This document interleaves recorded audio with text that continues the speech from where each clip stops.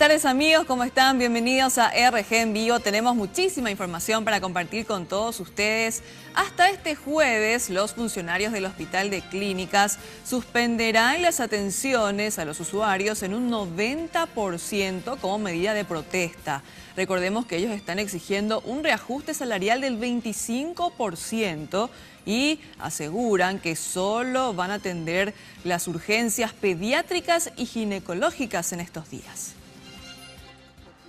Resaltan la importante labor que brinda este hospital escuela como formador de nuevos médicos y enfermeros que necesita el país, por lo que aseguran que deberían percibir una mejor remuneración salarial. Critican que otras instituciones como la Corte Suprema de Justicia y la Justicia Electoral reciban gran cantidad de recursos mientras la salud y educación no son tenidos en cuenta. Movilizaciones pacíficas hasta que el Congreso pueda considerar y que nos diga, mira, acá ya está suspendido, entonces ahí nosotros vamos a reactivar las actividades. Yo creo que tenemos posibilidad de que eso se pueda modificar.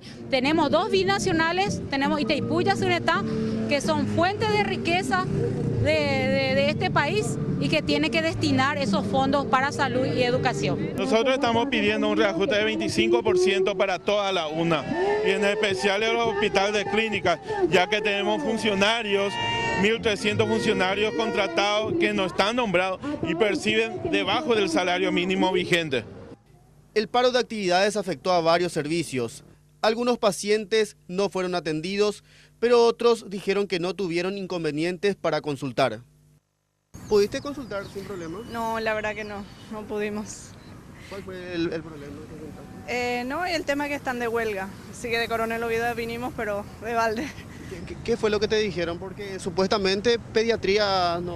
Pediatría no hay tampoco trauma, no hay nada para pediatría, o sea que él tenía que consultar con el traumatólogo y nada. Mi mamá se operó la válvula aórtica, se le cambió y ella necesita el control.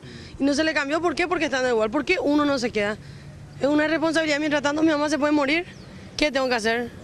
Y es una irresponsabilidad, te juro, no tienen vergüenza, eso es lo que le falta. Uno tiene que quedar, aunque sea tiene que quedar para que cubra ese. No puede ser que no se quede, es algo muy de emergencia eso. No... ¿Cuándo lo operaron a tu mamá? Le operaron el 24 de septiembre.